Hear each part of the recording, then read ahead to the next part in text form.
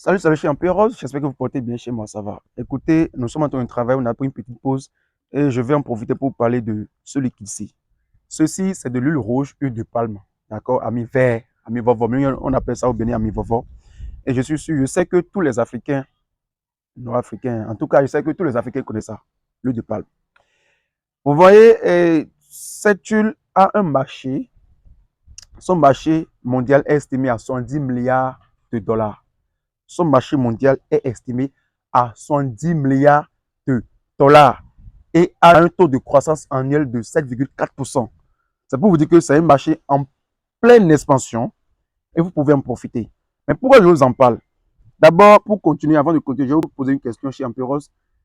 Dites-moi, connaissez-vous une seule marque de cette huile rouge, huile de palme, dans votre pays, le Bénin, le Nigeria, la Côte d'Ivoire, le Sénégal, le Cameroun, le Mali, le Niger, le Burkina Faso, le Togo? Connaissez-vous une seule marque de cette huile de palme? Chez moi, j'en connais pas. Je connais des huiles comme ça. Je connais pas ces gens d'huile-là. Je connais une marque qu'on appelle Vitalor. Et on m'a dit même que Vitalor est fabriqué au Bénin. D'accord? Je connais ces gens d'huile. Et vous allez voir que quand vous achetez le 1 litre, la bouteille, elle est scellée et tout. Mais il n'y a pas une seule marque d'huile rouge au Bénin. Pourquoi? Alors que nous produisons de l'huile rouge au Bénin. Nous en produisons en quantité. Lorsque vous vous rendez dans un marché, ou dans n'importe quel marché au Bénin, vous voulez acheter de l'huile rouge, c'est là. C'est abordable, c'est en quantité, vous en achetez. Actuellement, je crois que le litre est à 600. Pendant que le litre de l'autre huile là, c'est à 1000 francs. Et quand ils vont sceller la bouteille et tout, c'est à 1400. Vous voyez? Parce que je viens de vous montrer là, son litre est à 1400. Mais ceci est à 600. Pourquoi je vous en parle?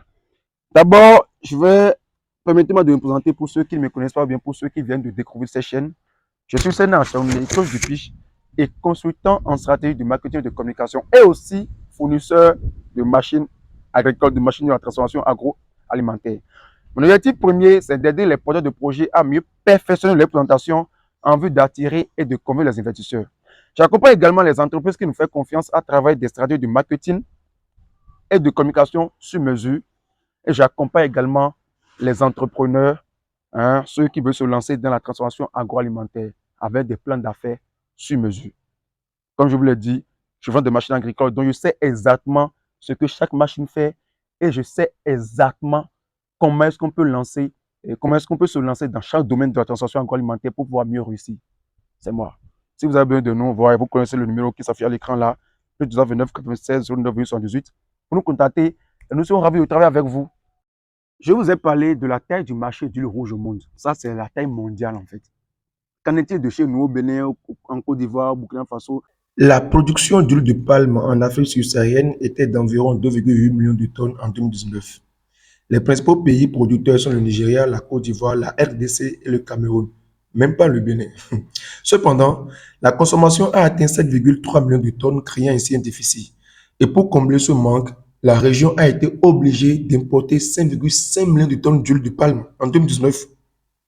L'huile de palme est le deuxième produit agricole transformé le plus échangé à l'échelle continentale entre 2018 et 2020 après le sucre.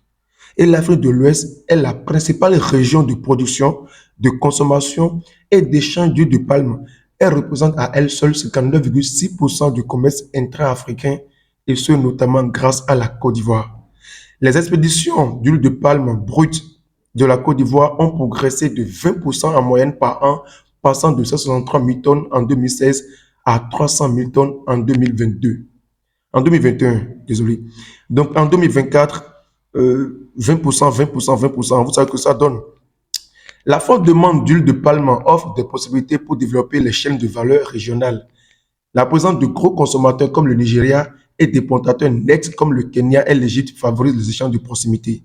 L'intégration effective des flux entre zones de production et régions à forte demande est essentielle. Donc, vous comprenez ce que je suis en train de dire. L'huile de palme est un marché dynamique en Afrique avec des opportunités pour le développement économique et la création de valeurs régionales. C'est c'est- c'est- c'est de l'or rouge. C'est de l'or rouge.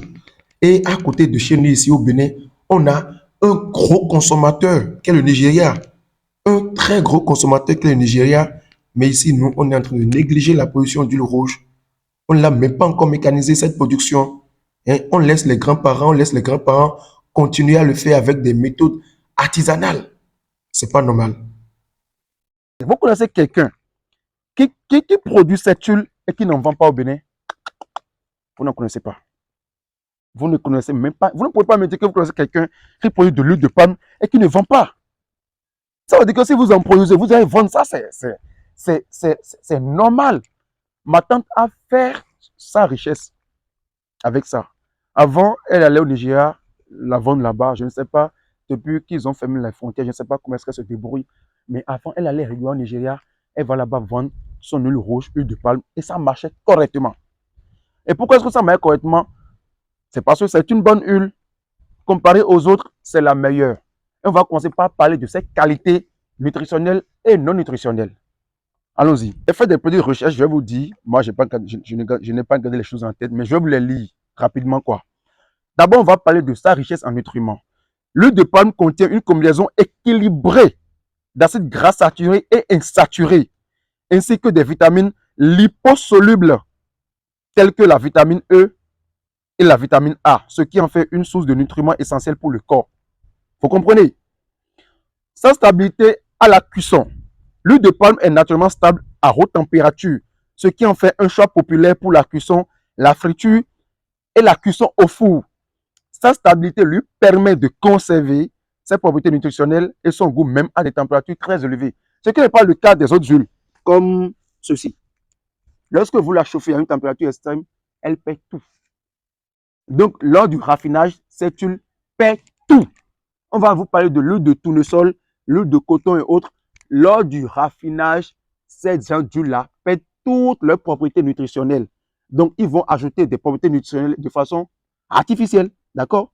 Les vitamines A et autres, ils vont les ajouter de façon artificielle. Mais l'huile rouge, même si vous la chauffez à une température extrême, elle conserve encore tout. Est-ce que vous comprenez? Maintenant, on parle de sa saveur et de sa texture. L'huile de palme ajoute une texture crémeuse et une saveur caractéristique aux aliments, ce qui en fait un ingrédient apprécié dans de nombreux plats culinaires, en particulier dans les cuisines d'Asie du Sud-Est et d'Afrique. Écoutez, au Nigeria, là, il y a des restaurants tellement huppés, mais qui font toute leur cuisine avec cette huile. Genre, ces restaurants préparent tout avec de l'huile rouge. Et pour vous dire combien ils maîtrisent, combien ils savent son importance dans l'art culinaire, dans la cuisine. Au Bénin, vous voyez les Ibo, les Nigériens acheter des huiles au marché. Est-ce que vous les voyez très souvent acheter les autres huiles raffinées là? Non, non, non. C'est ça, ils achètent.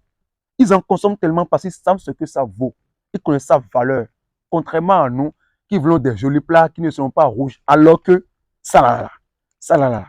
Voilà. On va parler de son utilisation polyvalente. En raison de sa composition chimique et de ses propriétés, l'huile de palme est utilisée dans une variété de produits alimentaires et non alimentaires, tels que les margarines, les biscuits, les barres chocolatées, les produits de boulangerie, les cosmétiques, les détergents, les biocarburants, diesel et biodiesel. Diesel et biodiesel. Et une petite parenthèse, vous savez, il y a des vidéos qui ont fait le tour d'Internet récemment. Où on a vu un monsieur utiliser de l'huile rouge pour graisser. Hein, au lieu d'acheter qu'on appelle les choses là, les huiles à moteur pour sa voiture, il utilise de l'huile rouge et il dit que ça contient les mêmes propriétés chimiques que ce qui nous importe là. Alors vous comprenez, vous voyez maintenant son importance. Je vous dis, si vous lancez dans sa position actuelle, vous avez la chance de rester parmi les meilleurs, parmi les plus grands, les mastodontes en fait. Si vous avez la chance de vous lancer dans sa position tout de suite, vous allez voir ce que ça va donner. Cette vidéo a fait le tour d'Internet. La plupart des Africains l'ont vu. Et nombreux sont ceux qui sont en train de le tester. D'accord? Moi, je ne l'ai pas encore fait. Si ça m'arrive vraiment, vous voyez ce qu'on est en train de faire? Vous voyez ce qu'on est en train de faire? On est en train d'ajouter une utilisation à l'utilisation alimentaire qu'on a fait depuis qu'on est en train de produire cette huile. Depuis le début, on l'a produit uniquement pour consommer, pour manger, pour préparer avec. Mais là, on va commencer par l'utiliser sur nos moteurs. Et ici, c'est chez nous, en Afrique. D'accord. Maintenant, enfin, on va parler de son abordabilité. Vous savez, si vous allez dans n'importe quel marché en Afrique de l'Ouest, vous allez retrouver cette huile facilement. L'huile rouge, il n'y a pas de... Comme je vous l'ai dit au début, je ne connais pas de marque d'huile rouge. Mais lorsque vous allez au marché, vous voulez acheter, on vous vend le litre. Ici, c'est à 600 actuellement. Vous achetez le litre et puis vous continuez votre chemin. Vous continuez votre chemin. Je vous dis tout ça pourquoi? Tout ce que vous avez dit tout à l'heure là, c'est pour que vous preniez conscience de ce que nous sommes en train de perdre en laissant de côté la production de ceci, en abandonnant cette production à nos grands-parents qui continuent de la produire de façon artisanale. De façon artisanale. Aujourd'hui, vous avez fini l'université et on va se retrouver à la maison à la recherche d'emploi. On va donner les dossiers un peu partout et on va attendre des salaires minables. Bon, bref.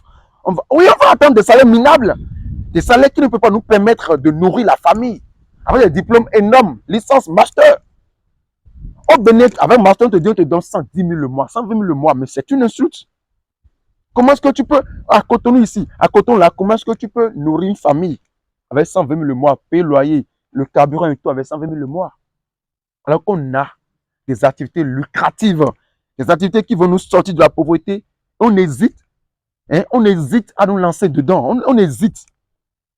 Je me dis peut-être que c'est à cause de sa position artisanale que les gens sont en train de la fuir en fait, que les gens sont en train de fuir cette huile, que les jeunes sont en train de fuir sa production. Mais je vous le dis chez Amperos, je vous l'ai dit dans la présentation, je suis fournisseur de machines agricoles. J'ai des machines qu'il vous faut, des machines qui vont réduire tout ce que vous allez fournir comme effort lorsque vous allez vous lancer dans cette transformation artisanale, des machines qui vont permettre de produire jusqu'à 1 tonne de cette huile-là par heure. Il vous suffit juste d'avoir la matière première, le palme en question, le fruit, le palme en question, et c'est fini. Des machines qui vont permettre de produire cette huile-là à une quantité énorme. Je vous dis, 1 tonne par heure. 1 tonne par heure. Donc, en une journée de 8 heures, vous pouvez produire 8 tonnes de cette huile-là. Je vous le dis, lorsque vous la produisez, le marché existe. Le marché est tellement énorme, le marché est tellement grand. Et je vous l'ai dit, ça a un taux de croissance annuel de 7,4%. Ce n'est pas petit. Et ici au Bénin, ici en Afrique noire, on est en train de vouloir l'utiliser sur nos moteurs. Les gens sont en train de la tester. Et ça va continuer. Ça ne va pas en arrêt, ça continue. Franchement, vous avez intérêt.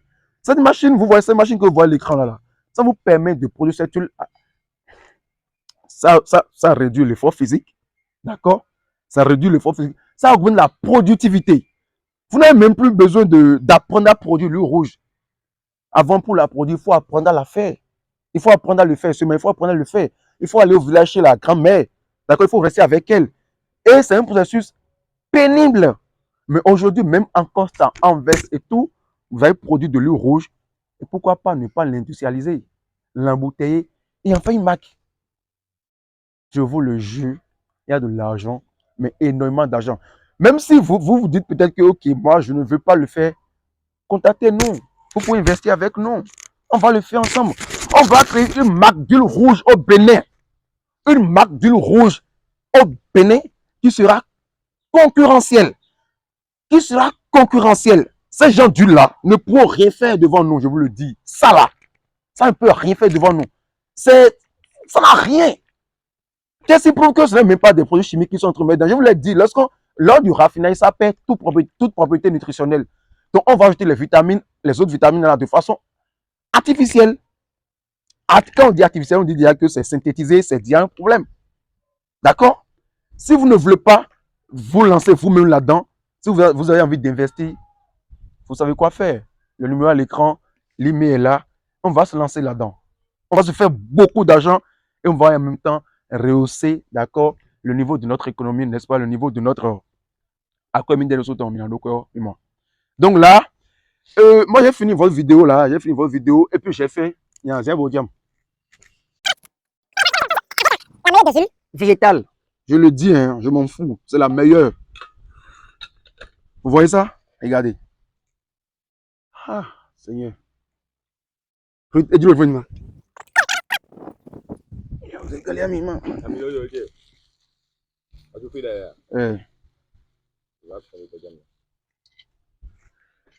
Ah. Bon appétit.